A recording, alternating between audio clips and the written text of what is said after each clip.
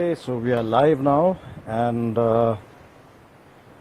this is our very first Better Photography in Conversation with, and today we have our guest is Jayant Sharma, extraordinary photographer, wildlife, and also the CEO and founder of Toehold. And as many of you know, Jayant has been an educator. He has been teaching. We have partnered with Toehold and with Jayant on numerous occasions for many of our own workshops. And I'm very, very happy to have you here, Jayant. Hi, Madhavan. How are you? I'm good, Jayant. Am I clearly audible? Yeah, I can hear you very well. I hope others can hear me as well. Am I also audible? Yes, you are. Okay, great. Fantastic. So the entire idea of having a series like Better Photography in Conversation with is to not just go into the ideas of the practice of photography, but also to get into a conversation about not just the technique and the physics and the chemistry and the practicalities of it, but also to talk about ideas, thoughts in terms of philosophies, in terms of what were some of the challenges and guiding principles that a person has had in their journey in photography. Right. That is also what we're going to be talking about with Jayant. The first half of the program is personal questions with Jayant. Of course, we will be taking questions from viewers also. So those of you who have questions, and if we find the questions important, interesting enough, we will be actually featuring those questions and asking Jayant those questions as well. The second half of it is going to be on Jayant's opinions on various other factors outside, especially things that are happening with the environment and with the COVID-19 situation, and what Jayant is, how Jayant sees the future progressing. So Jayant, thank you for being with us. So basically, my first question to you is, what are you doing during the lockdown? What is it that you're doing? I mean, are you locked down? Are you shooting while you're looking? What are you up to? Actually, I am facing the camera for 6 hours a day. I'm not behind the camera these days. In fact, my living room is my studio now. I moved in a lot of my office equipment, like lights, stands, backgrounds, and teleprompters and stuff like that. I'm actually spending a lot of my time teaching photography at home. I'm conducting video based virtual classes because nothing much can be done. You can't go out, no national park is open, no flights are operational. So I am actually helping a lot of photographers learn photography, and that's pretty much what I've been doing all this time, sitting at home and making sure people learn photography whenever they can. So is this like a break for you? Is it something that of course it was unexpected, but is this something that is a welcome break? I mean, welcome would be a little of a misnomer, Madhavan, because it is a break from travel, but it's a big stress right now, because as a tour or a travel company, March, April, May, virtually no travel happened, and which means there are a lot of people who have paid, who are supposed to travel. We have a lot of cash flow issues because we don't know what's going to happen with permits or places where we are supposed to do tours, and we don't know what's operating, not operating. We don't have people paying for next tours. Revenues have gone down. So it's not a welcome break. It's a very stressful break, but then we are trying to see what best we can do when something is inevitable. To those viewers who don't know about this little fact, Toehold happens to be India's premier company when it comes to wildlife related tours and travels, and these are educative tours conducted very often personally by Jayant. Right. Speaking of especially related to Toehold, and speaking about your stint with wildlife photography, going back a little into your history, you managed to strike a very admirable balance between what you love doing and making it very commercially successful. So can you tell us something about this? Yeah, sure. Madhavan, some of them are saying you're audio is a little weak. I mean, if you can Okay. speak loudly, but I think I'm able to hear it okay. All right. So I was doing wildlife photography as a hobby in my mid 20s when I was employed in the IT industry.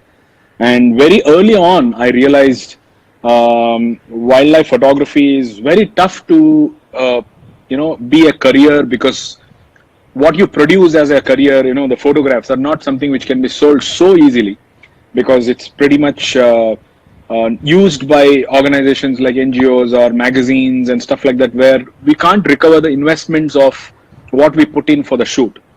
Unlike, let's say, a wedding photography or a portfolio photography assignment or stuff like that. So I realized that very early on, and that's when I realized why not use my actual interest of or passion of teaching people, and that's how Toehold was born.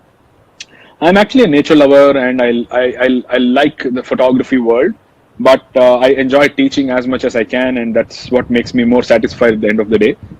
So Toehold was one of the earlier photography companies which started doing this. I wouldn't call it a success yet because we have unbelievable challenges, and this year I don't know how much I can recover from the problems and challenges that I have, but it's been fairly enjoyable journey with its own share of pleasures and khatta mita types. It has its own share of problems, its own share of laurels, and it has made me travel to 6 continents across the globe. It's given me a lot of purview of this world, the world which I love, the nature, environment, and I've been doing a lot of travel because of Toehold, and thanks to our customers who have been supporting us in every possible way. The last time we traveled and you were talking about your background, you were an engineer. You studied engineering, I believe. Right. And from engineering, and you were also talking about coming from a very conservative, South Indian family. Correct. And being a South Indian myself, I know some of the some of the questions that can come up. So did that happen to be an issue when you began? Not really, because I was working with Accenture when a big multinational company, and I think when I quit my job, just about moving on between America Online and another technology firm.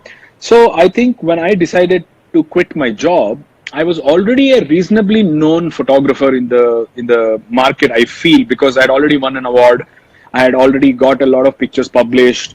I was on the cover of a magazine out of 6 issues, the Sanctuary Asia magazine. That year, I had 4 issues of my photo on the cover. So that year seemed like a great year for me to take the plunge. And I think I didn't even seek permission from my parents. I remember one day I took the Shatabdi from Bangalore to Mysore, and I went home and I told them that I had put in my papers and I'm now going to try and do photography and travel and do whatever I can. It was a bit of a catch-22 for my parents, because my dad is a photographer.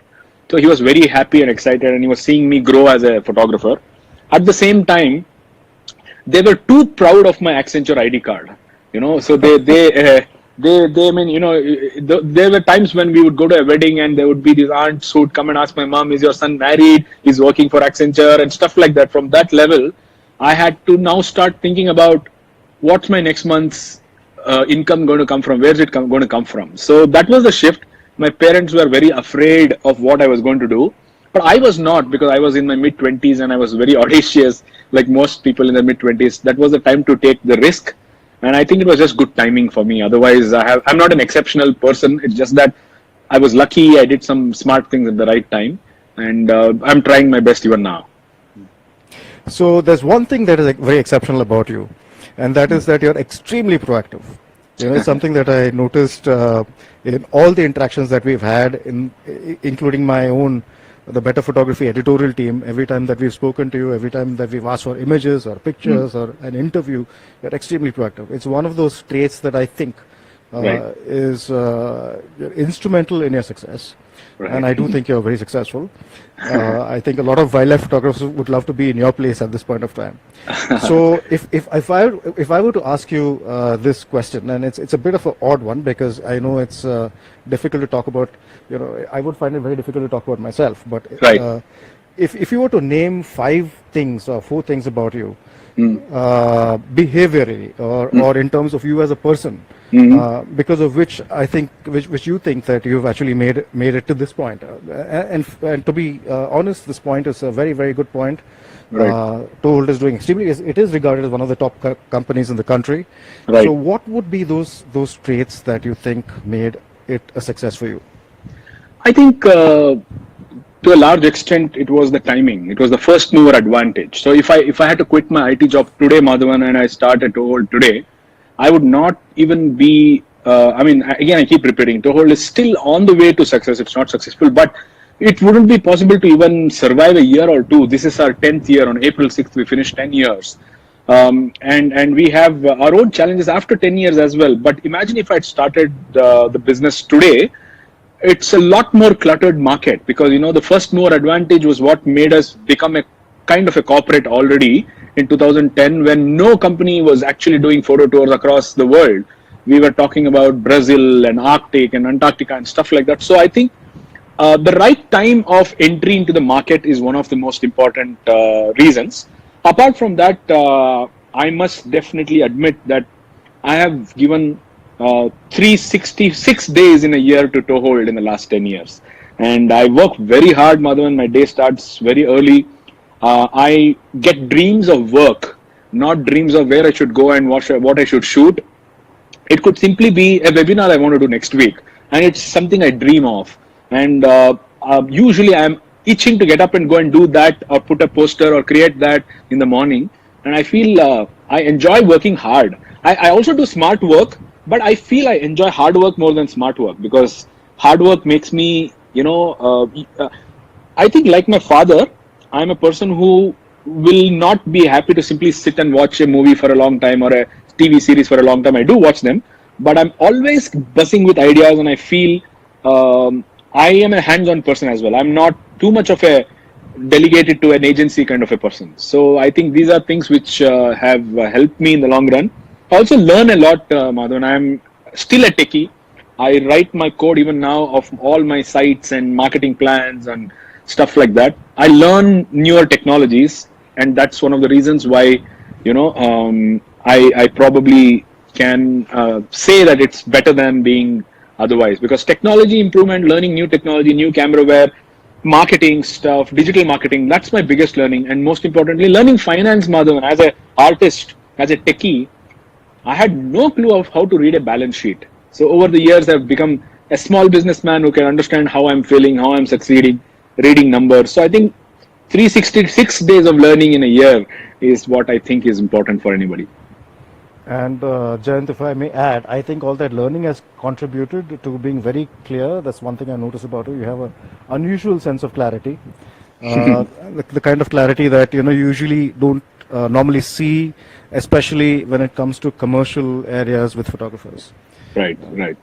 Going on to the next question, Toehold has always had some very unique products on its shelves. Mm-hmm. Not only in terms of some of the tours that you conduct, but also in terms of the products. For example, Dimbu happens to be a very interesting character and an interesting name.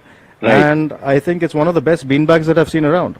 Right. On the other hand, you also have interesting offerings like your virtual online courses that you are currently conducting. Can you tell us something more about all this? Yeah, sure. I mean, I always feel as a company, we want. I mean, if you see what's the company I really admire, it's companies like Apple, where they always think about something new that they want to do before anybody else, so that they are getting followed by others rather than they copying an idea and doing something. So Dimbu was India's first beanbag of that scale. I recently counted, we have sold over 12,000 pieces of Dimbu. And I feel even classes like the virtual courses, it's all evolution of what you need to do at that point. I mean, 2 months ago, I had not imagined I'll be sitting on Zoom taking classes for 15, 20 people each in a session every day from 6 to 7 or 7 to 8:30 in the evening. But then as a businessman or as a creative individual, things change, and when things change, how you adapt to that change will make sure whether you can survive, succeed, or thrive, or just perish or remain as is. So I think, to be honest, if I didn't have the technology know-how or the skills of teaching or the experience of doing hands-on workshops, doing a virtual course wouldn't be easy because it's more tougher to imagine what the person is doing on the other side versus in a classroom just walk up to somebody's camera and say this is the wrong button. Thanks to my 10 years of teaching experience, now I can actually close my eyes and ask somebody what their problem is and then say, okay, are you sure your lens is on MF instead of AF? That's why it's not focusing, and things like that, which is coming only because of experience. So I think that's probably the reason why I change very fast and adapt to changes. And in the Corona affected season, like last couple of months, digital world has been the way I am living, and have a lot of these Facebook lives, Instagram lives, courses happening online. I have already pre-recorded courses, like I have a 10-hour Lightroom course that hundreds of people have taken and they are interacting. I do webinars, like tomorrow evening I have a webinar on bird photography. So I think that's the best way to keep in touch with my audience and also make some revenue, because that's what to teach, and that's what people will be happy to do when they are in the lockdown.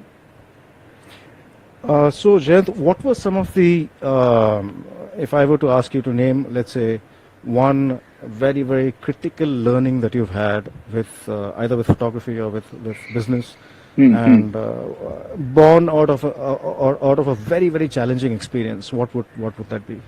Yeah, so I think one of the biggest thing is to realize that passion was an ingredient to start what you're doing. Could be just a photography endeavor or a business, but then in the recent times, or let's say in a few months and years, if the passion doesn't translate into rationale and business model, then it will not be sustainable, because you'll only be spending and you'll not be making any use of it. So for me, as a company and as an individual, figuring out what are the business opportunities in this field was the most important learning, and I learn that every day.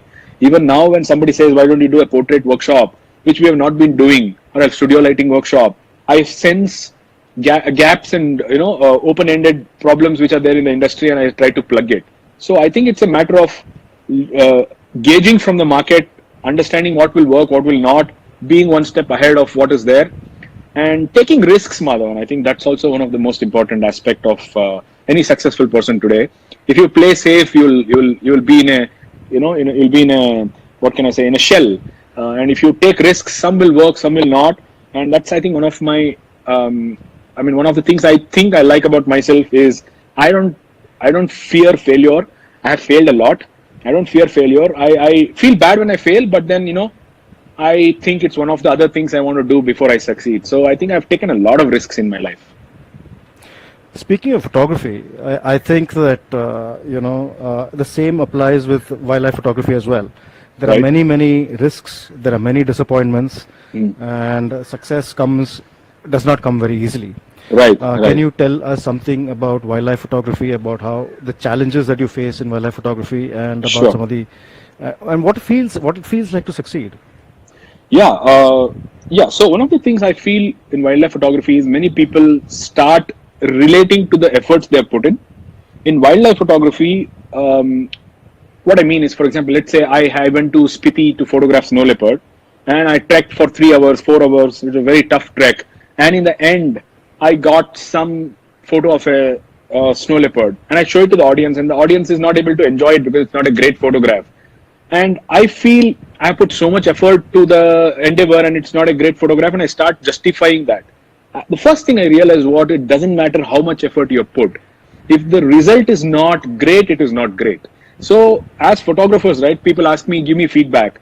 And when I start giving feedback and say, you should have left more space here, then they'll start justifying, say, because there was one jeep there, or because there was a tree here. And so the point is, what is a fact is a fact. Whether I put efforts or I didn't put efforts, one of the realizations as a wildlife photographer is what works is simply good results. It's not about how much effort you put, whether you waited for 7 days, whether you waited in a hide, whether all that doesn't matter until you've got the result.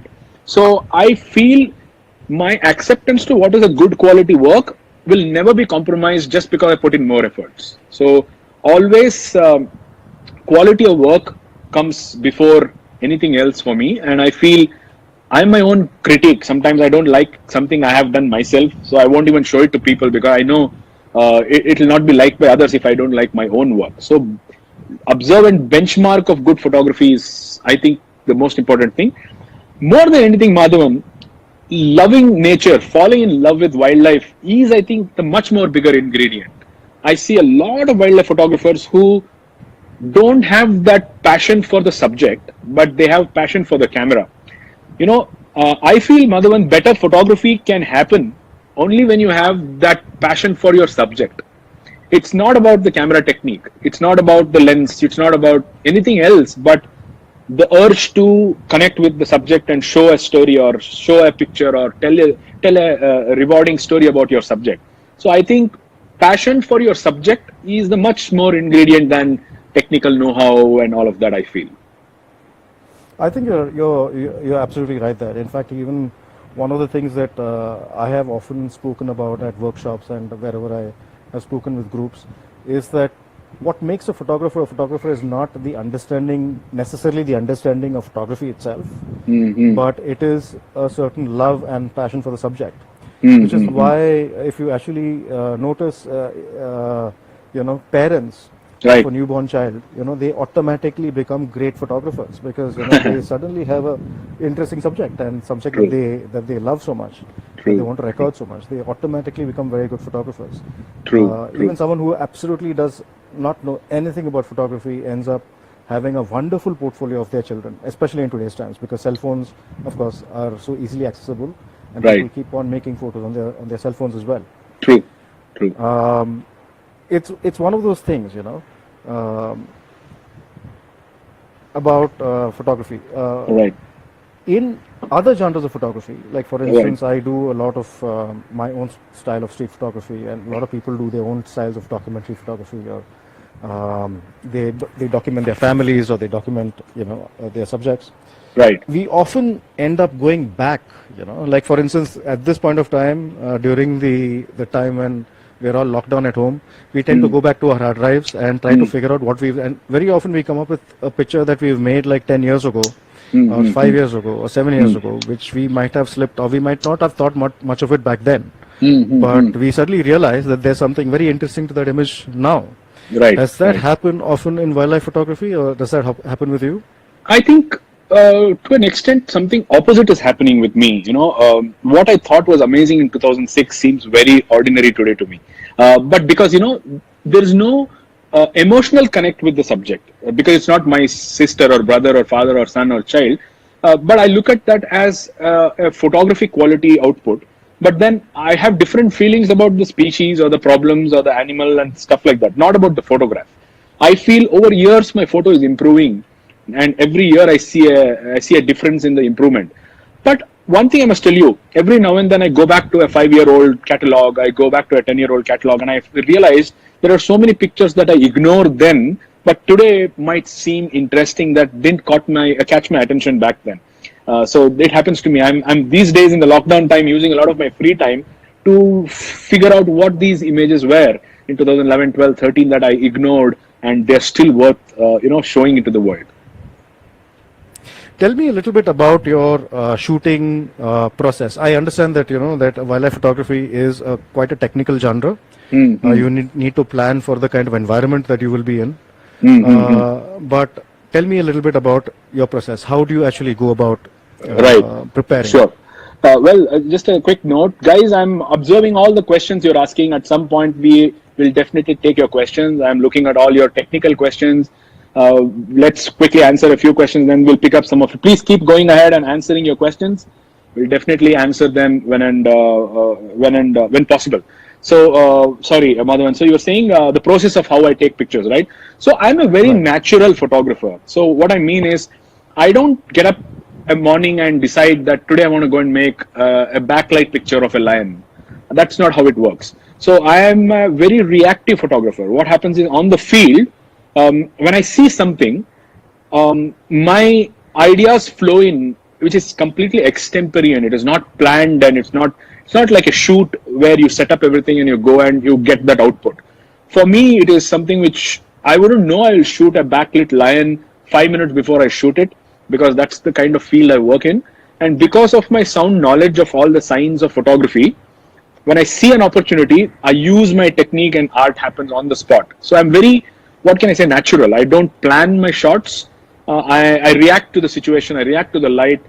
Because what I feel is if I have a preset expectation of something that morning, I'll close my mind to what the nature is offering me that day. So I'm very, I react to the light, I react to the situations, I react to the opportunities, and what comes out that morning or that evening is not predictable even by me. It's like Tendulkar is batting. There's a bowler who bowls. It could be a Yorker, it could be off side. So you don't go there thinking you'll pull the shot or you'll flick it or you'll hook it or you'll swipe it or sweep it. So it's depending on the ball you decide to improvise the shot. So that's what I do with my photography as well. So we recently, a couple of months back, we carried a story on what's inside a photographer's camera bag. So what is the one thing that you will never fail to carry? Of course, beyond the camera and the lens, of course. But what is the one thing that you will definitely carry on a shoot? Okay, interesting question. I think a cable release is one of them. I am a big advocate of tripods, so I would never go on a field trip without a tripod unless I'm going to Ranthambore or Bandhavgarh, where I would never be using a tripod. But I'm a big user of tripods with multiple heads. Like I use ball heads, I use fluid heads. Tripods are things which wildlife photographers usually don't enjoy using because they like the quick maneuverability of their lenses. But I always feel tripods are a must because they increase the baggage weight. My tripod head is 2 kilos, my tripod is 2.5 kilos. So 5 kilos of your baggage out of everything you have is a considerable weight. I definitely feel tripods are my most important support systems. So there are a couple of questions that came out. One of the questions that actually came through was for wildlife photographer. There's always been this sort of with technology moving ahead.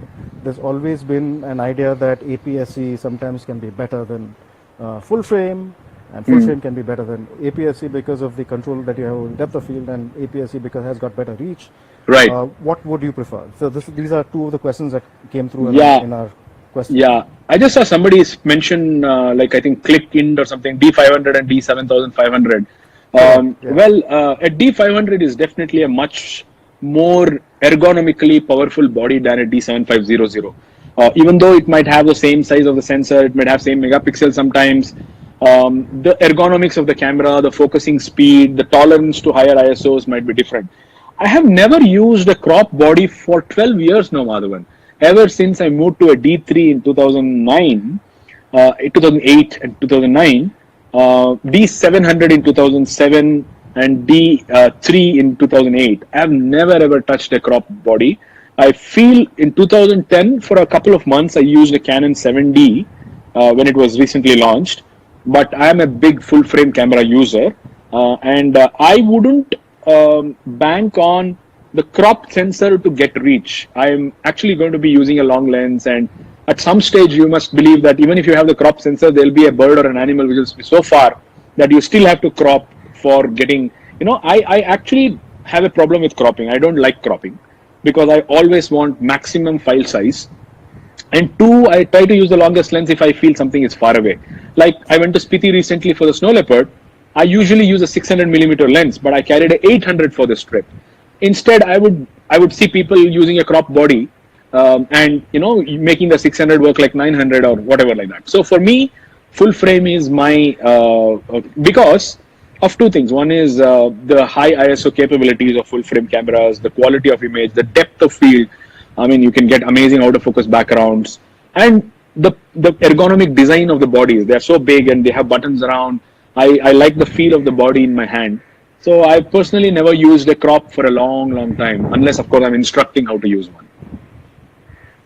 Speaking of large camera bodies, and of course now the trend today is increasingly people are looking at mirrorless cameras because of how small they are and how handy they can be and how light they are. Right. Of course, there are no moving parts inside it, and because there are no moving parts inside it, there is the understanding that there is also this added advantage of the camera body being less prone to mechanical failures. Failures, correct. What is your opinion about DSLRs and mirrorless cameras? Okay, just recently, Madhavan, I don't know if we had this conversation. I have just signed up as an ambassador for Sony. I have just become a Sony influencer myself, and I have moved to mirrorless technology completely. So as we speak, I'm using the Sony A9 II, the A7R4, and lenses along with that. So I think last 1 year, all of us have been flirting with mirrorless cameras, trying to understand how they are and how they will adapt. Initially, we did find them a lot, it's like when a geared car owner suddenly is given an automatic car, how initially he starts talking about the geared car is great, you can get, But I feel over the last 1 year, I have learned some amazing advantages of the mirrorless, and I feel going forward, I'll only use mirrorless cameras, and DSLRs would become history for me at least, and I'm sure for many people, because mirrorless seems to be way ahead of their times now, and especially Sony as a brand. I'm a big believer right now, because I also use a lot of it right now on my own photography. Just a technical issue that I have sometimes faced with mirrorless cameras, Right. because the shutter does not really come down. Now Canon has actually figured a workaround around it, because the shutter comes down when you're changing a lens, when the camera is switched off. Right. What about changing lenses on the field? Does it become Right. an issue with a sensor exposed? As long as the camera is not switched on, it's okay to change lenses on the field, because when the camera is switched on and your mirror is, you don't even have a mirror and the camera is processing information on the live view, I wouldn't recommend changing lenses there. I usually switch off the camera and change lenses. Also, I don't change lenses too much, Madhavan. I have 2-3 bodies on the field, and I have a 600 on one camera. I have a 180 400 or 200 600 now. On the A7R4, I have a 70-200. So I usually don't have the time to change lenses with the kind of work I do. I pick up the next one. But if I have to switch off the camera and change, I usually don't face a problem.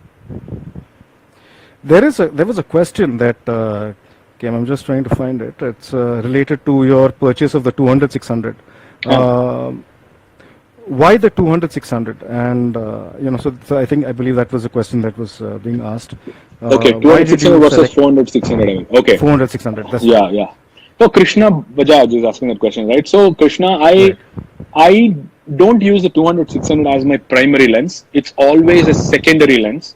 I'm always a prime lens user when it comes to my primary lens. Like, for example, right now I use a 600 f4 on the A9 II, and I use a 200-600 if I'm on a safari kind of a setup, where I might suddenly come across a tiger which is 15 feet away and the 600 mm is too much and I can't go back or I can't go close. I definitely can't ask the tiger to go far.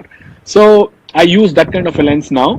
I still feel I was very happy with a 180-400 kind of a Nikon lens, which was f4, versus the 200-600, which is a f6.3. But then I don't use that in low light. I use that in good light. In low light, I go back to a 70-200 or a 600 f4. I also use a 400 2.8. If I'm doing a lot of rainforest, low light photography, the Sony 400 2.8 is what I would prefer to use, because 400 2.8 is my most favorable lens in the world for any given condition. So it's like the minimum focus distance is so less, and the biggest aperture or telephoto, you get some out of the world backgrounds, and it's pretty fast for low light photography. A 400 2.8. That's a magnificent focal length, a magnificent aperture, I think. Right.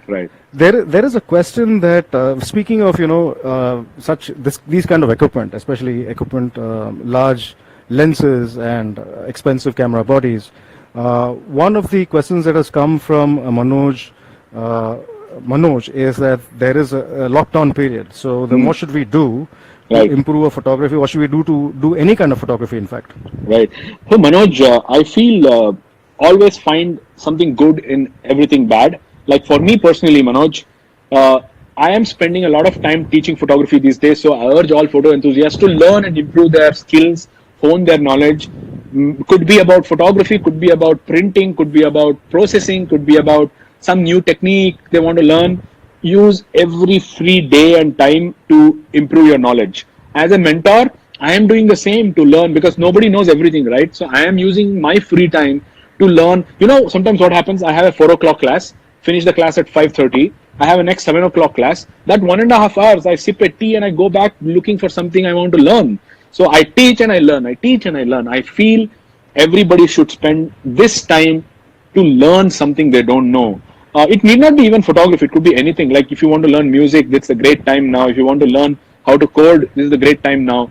But if you want to learn photography, there is umpteen number of resources on the net where you can learn. You can do courses. You can watch free videos.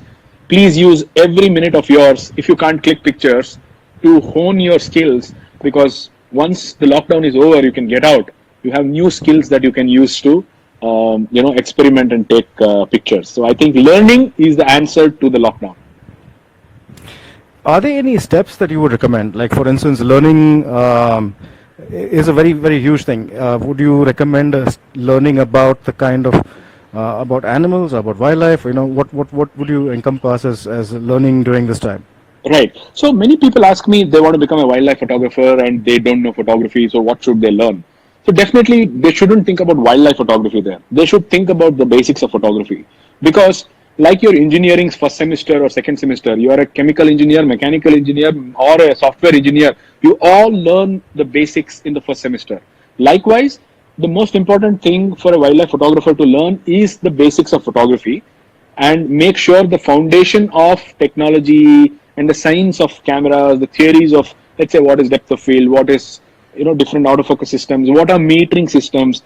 Learn the science, guys. Anybody who is an exceptional photographer today knows knows the science of photography, knows how the cameras work.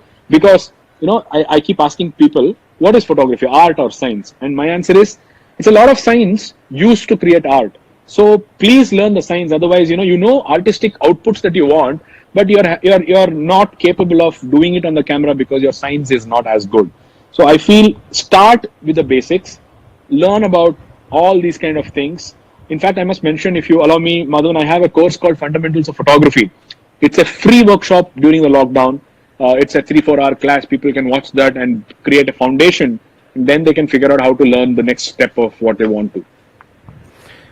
That's wonderful, Jayant. In fact, everyone who's viewing this workshop is absolutely free, and Jayant is conducting this workshop. It's did you mention it was a 2-hour workshop? It's actually not a workshop. It's online video course. I conduct workshop using my time for which I charge. But this 2-hour course is pre-recorded videos. It's a lot of learning. They can watch it at their own convenience. It's self-paced. Okay, and it's all available at tohold.in? Yeah, if you go to Tohold website, on the homepage, you'll find Fundamentals of Photography. During the lockdown, it's an otherwise paid course, but now, just to make sure everybody enjoys learning, it's a free course. That's wonderful. Now, this is a very often asked question, and it is often asked. Now, usually at Better Photography, very often when we come across questions that keep on getting asked frequently, again and again and again. Right. It's something that we actually take with some curiosity also, and with some seriousness, because even though they might be, it might sound like a very basic question, I think people do have it in the back of their minds, right. And people want to be either reassured of the answer, or people want to try and find a new answer. Right. So, of course, this question is a very simple one. What are the initial steps to start wildlife photography? I only have a Canon 700D with a 250mm lens. Right, right. Sure. So, Pathan, right? That's right. Some Pathan. So basically, I feel you start with what you have. Don't start, wanting something that you don't have. Because what you have, like for example, if you have a 250mm lens, you can do a lot of photography of wild animals in 250mm. Let's say you go to the lake nearby, there are pelicans. And also what people who are beginning to do wildlife photography think is, they need a long lens to do wildlife photography. Please understand one thing. Let's say you take pictures of tigers or polar bears, right? In the last 1,000 years, how has a tiger changed? How has a polar bear changed? It's hardly any change, right? So what has changed you have to think of? Why should you do wildlife photography? And the answer is, the environment it lives in, the national park it lives in, the wilderness that it lives in is changing by the minute. And so you actually can do a lot of good wildlife photography in smaller lenses than in long lenses. In the long lens, you can show a tiger. It was like that during the time when the Mughals came to India, and it's the same even now. What has changed is how the wilderness has changed. So To be honest, smaller wide-angle lenses or let's say telephoto lenses like 200 are amazing to do wildlife photography, where you can get a lot of habitat with the animal, which is a smaller portion. If you get to learn this creatively, then you will be much better than a long lens guy, because a long lens guy will get detail, but you will get a story.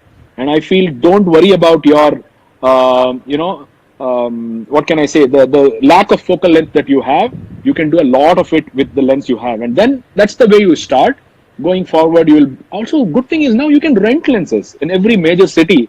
There is a camera rental store. In fact, we ourselves are in Bombay and in Bangalore. We have a Bandra office in Mumbai, and we are in Jayanagar in Bangalore, and we also give all the kinds of lenses. So why do you worry about not having the lens? You can hire them if you want, and definitely you can do a lot with the lenses you have.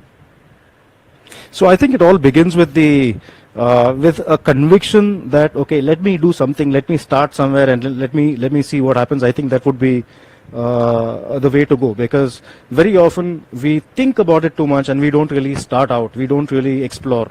Right. I think once you start exploring and once you start seeing the results, it sort of automatically translates into doing something more.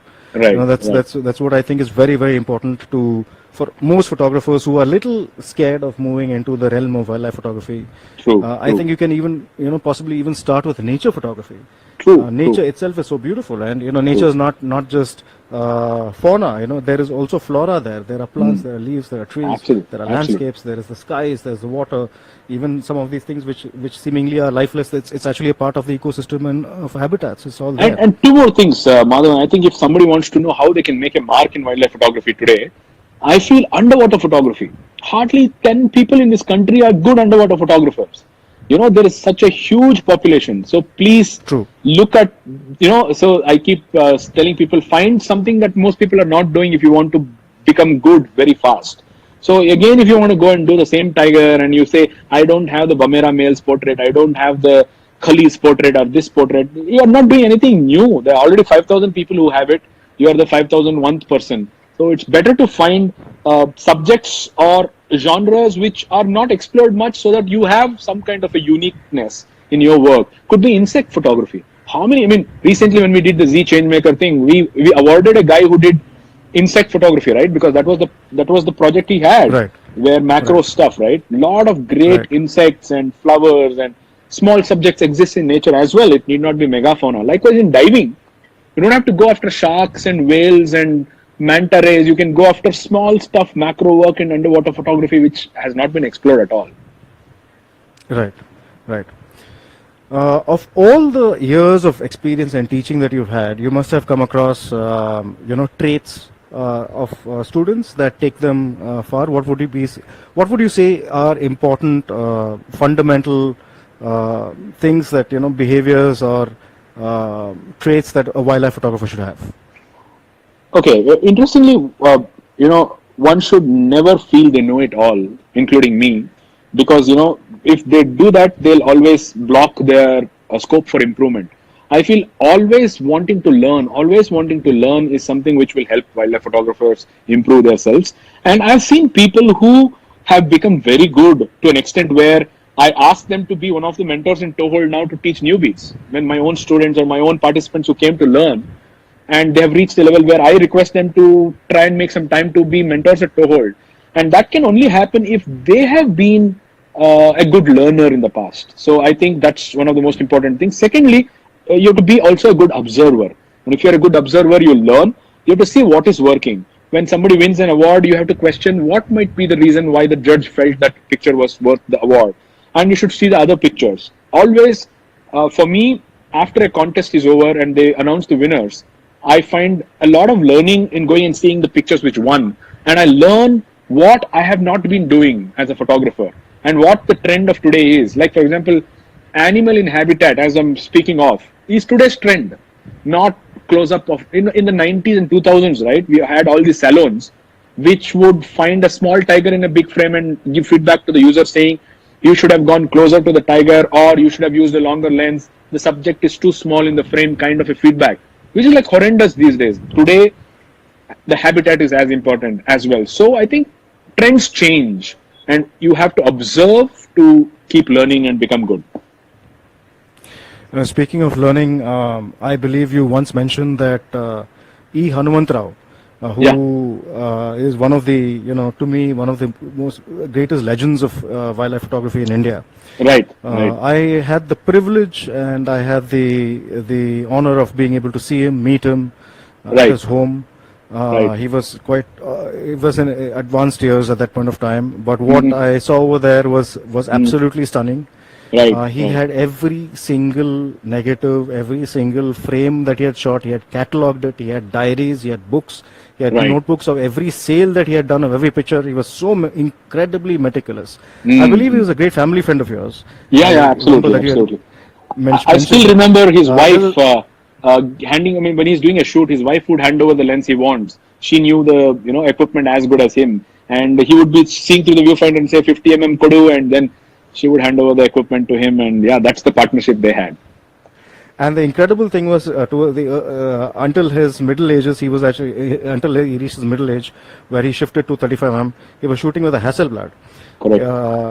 where Hasselblad, where 300 lens is actually, just like a 120 lens on a 35 Correct. Correct. and a telephoto lens on a Hasselblad was absolutely huge, and he would shoot. True.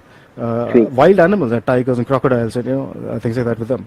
True. There was this set of frames that he shot. He's 35 film, Right. transparency, a positive film that he showed me, Right. strips of it, inside a negative wallet. Right. And Right. he asked me, okay, I have shot several pictures of this one particular bird.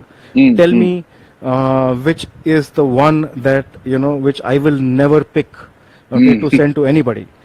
So I looked at. He gave me a loop. He gave me a light table and everything, and I was looking at it and looking at it and looking. I couldn't really figure it out. And he says, "You see that frame there, that bird's eyes closed in that one." Okay. And I got a shock. I got a complete shock. He knew exactly which frame did not work out for him, and all the other frames were actually perfect. True. True. So I think that that kind of a passion for precision, and those were the days of film. Absolutely. Where every frame actually mattered. And Right. I saw that 36 frames, of which, Right. I couldn't even spot one frame that was bad. The one frame that was Yeah. bad for Hanumantrao was the one in which the bird blinked. Now Right. that I find as Right. incredible precision, passion, technique, you name Right. it. Yeah, I'm very fortunate in one way, Madhavan. I grew up with a lot of these legends. I've come from Mysore. One of the legends in pictorial photography, T.S. Satyan, he would come home. yes. He would come home while on his morning walk, and every Sunday morning he knew my mom would make masala dosa, and he would come on the Sunday morning, cheating on his breakfast at home to have masala dosa. And I grew up with legends like those who are exponents of photography, and even today, his photographs are what my father learned watching, what I learned watching. I have group photos where I was a 10-year-old boy in a big group with Satyan in it, and those are the things that I think were amazing things for me as a child growing up. Amazing photographers. Okay, coming to just a quick, we have about 10 to 12 minutes left. Right. So a few questions related to the future of wildlife photography, especially in these troubled times. Right. There are many who attribute this current COVID-19 situation that we are in as a part of a bigger problem. Now, this is including people like Bill Gates, who had predicted 3 years ago that we are going to have an impending disaster like this. Right. Okay. Right. There is also the human part of the equation, which is actually the thing that Bill Gates was talking about. Right. Now, Right. you are into conservation. You are a wildlife photographer. You've seen man's effect on wildlife. Right. What would be your opinion on this? How much of this is of this situation you think is problematic? Yeah, I think it's very clear about when we speak about animals, hunting, poaching, and consuming bushmeat and stuff like that. It's all showing its effect right now. Also fisheries. I'm very passionate about overfishing, about depleting species of, let's say, sharks or big whales and stuff like that. I feel there is a big imbalance we have created, and what we are undergoing right now is a warning to the mankind, of how we can think about how to change the way we live if we have to continue as a species that thrives in this world. Otherwise, nature will take its own course. It'll make amendments to the way the planet is functioning, and human beings can be history if we don't really learn from this situation as a warning sign to us. Because we have been careless. We have been really not caring for. We feel when we harm the world, we feel nothing's going to happen to us, but then it's creating a big problem to us in many ways, from plastic to pollution to killing animals for food or pleasure or whatever else. So I think in the next 5 years we'll feel the repercussion of corona, because from economic problems to health issues to emotional issues to everything else, corona is like, in history, when people look at 2020, let's say 50 years from now, there'll be history books which will have a lesson on the world which was before corona and after corona. So that's the impact which is currently being seen by the world, and it's all because of us and how we have handled nature. Right. In fact, there is this entire situation happening where already, just after 20 days or 25 days of a lockdown, nature seems to be well on its way of taking back spaces that we have taken from it. We've had so many instances of wild animals moving out onto the Right. onto the roads, of peacocks dancing in the middle of the streets. True. In fact, even the wildlife in national parks, Right. seems so resplendent and so pristine. I think the air looks different now. Right, Just because there are so many fewer cars on the road. So True. there have been certain positive lessons, I would say, that we can learn from whatever has happened now. And True. I think it's also an example of how quickly nature can rebound. Right. And how quickly nature can take over. Sure. What are your thoughts on this? I think one quick thing which comes to me as a corporate world is, I am sure the corporate world realizes that they were doing a lot more travel than what they probably can do. They'll cut down travel a lot, especially corporate travel for meetings and businesses and stuff like that, which can happen virtually now. We have actually created a lot of web conferencing, video conferencing systems, but are we probably using it the right way? We can still cut down a lot of in-person meetings of top executives flying business class, and all of that can be avoided now, because now the businesses have learned that they can still survive. Madhavan, this is the 28th day I have not gone out of my house, and unbelievable. I've not stepped out of my apartment building, and I have survived. I have been in the positive frame of mind. Likewise, businesses have shut down for so many days. I think we have evolved already in the last 1 month, and we will learn how to use effective mediums like internet, web conferencing, remote meetings, and all of that to cut down on unnecessary travel, and also make use of time. How many of us have saved time traveling from Electronic City to Jayanagar, and that time has been used to enjoy life, to learn something. Absolutely. So I think we will learn to, there are a lot of lessons to be learned from Corona for sure. Absolutely, I completely agree. Speaking of, again, the corona virus situation and the future, you were mentioning repercussions in 5 years. What do you think this would mean for wildlife photography and wildlife photographers, and especially, people like you who are completely used to being outdoors all the time, and wanting to go out in the middle of nature and in national parks and in forests? What would it mean for them? What are the time frames that you're looking at? Madhavan, I'm just making sure you know how much time you're alive, because I think you went live 5 minutes earlier. It'll cut down at 1 hour. Right. So I think Last question. Yeah. Right, Okay. right. No problem. So, I was thinking, in a few weeks and months now, everybody will be able to go to the nature, wilderness, wildlife areas. It'll be a lot of change in the way we'll be able to go there, but definitely we'll be able to go, and definitely nature is much more safer than going to, let's say, a multiplex where you can get infected. There's so many air conditioning stuff and things like that. I think very soon nature lovers will be able to go out and enjoy their outdoors and be in the lap of nature and do what they love the most. Maybe in 6 months or maybe a year, of course. I'm thinking some of the places maybe in June, but then tiger reserves and probably they'll be shut down till the end of this season. October they'll reopen, but there'll be places like Kapini and all. I think in June, July they should be operational. Well, thank you so much, Jayant, for being with us. I took, I squeezed every little minute of this session with you. Thank you for being with us. It's almost time until, there'll be an automatic cut off. So before that happens, let me say that all the viewers, a great thank you to Jayant Sharma for sharing his thoughts and his opinions with us. And please do visit toehold.in.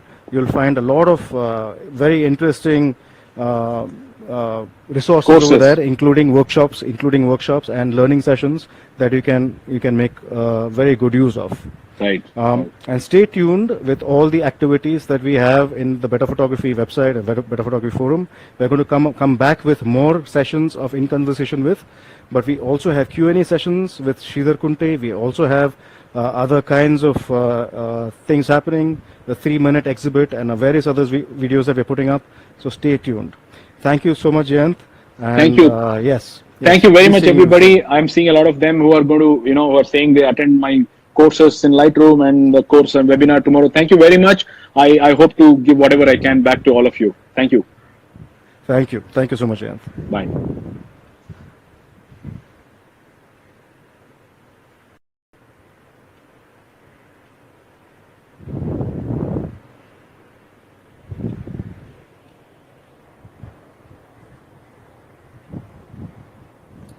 So we have a couple of minutes left, so I'm just going to take you through what we are doing right now for all of you who are still viewing. I think it's important for us to know what we are up to at Better Photography. We are posting sessions on the kind of things that the team is doing sitting at home.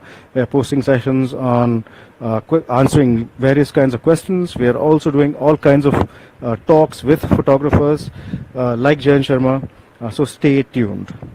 Thank you.